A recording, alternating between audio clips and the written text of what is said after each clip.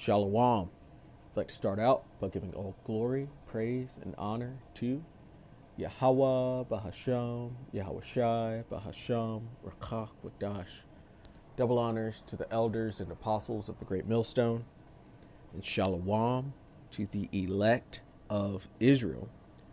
Found this video on Reddit, and it's Amalek being Amalek and really showcasing that hatred and that racism that they have towards Jacob. And in this case, they don't even know if they want to offend the northern kingdom with his feathers, or offend Ham, or offend the southern kingdom. They just know they want to offend. And they think they're being funny, but it's not funny one bit. They're just naying and braying and thinking that they are actually the superior people on the earth, when nothing could be further from that fact. They are the basest of men, as the scriptures call them. They're Amalek.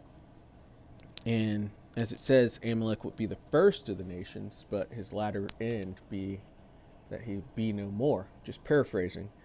But they're at the top right now, but they will soon be brought to the bottom. And you even go into their superiority complex, because that's what they believe. They believe they're actually the Lord's chosen people, and so that's blown their head up and given them a bunch of pride, when in fact they are the basis of men. And this superiority complex is really just a Napoleon complex, or short man syndrome, where they're trying to make up for and prove that they are legitimate, but they are not. They're a low form of humanity. And not even gonna play the sound, because they're just neighing and braying, as the scriptures speak of, which, Lord will, we get into those scriptures. And so this is the book of Psalms, chapter 144 and verse 11. It says, "Rid me and deliver me from the hand of strange children." And these are the exact strange children that it's speaking of, the Edomites. And in particular, right here, these are the Amalekites, the so-called, or the small hatters, or the 1948ers, the ones who are living in the Lord's land and claiming to be the Lord's people, but they're not. It says, "Whose mouth speaketh vanity, and their right hand is a right hand of falsehood." So these are strange people that David is praying for the Lord to rid us of, to deliver us from them. And the Lord's going to do that. He's going to put these Edomites, as well as the other heathen, all down. And very soon to come. Let's go to Job chapter 30, and we'll start from the top. It says, "But now they that are younger than I," and that younger is going into less significant or insignificant. It says, "have me in derision." So they're making mockery. "Whose fathers I would disdain to have set with the dogs of my flock," because they're deviants, and they would end up abusing your dog, and you have to put your dogs down just because of these deviants. Verse 2, "Yea, whereto might the strength of their hands profit me, in whom old age was perished? For want and famine they were solitary, flying into the wilderness, in former time desolate and waste," because the people of the earth drove the Edomites up into the Caucasus Mountains during the Dark Ages.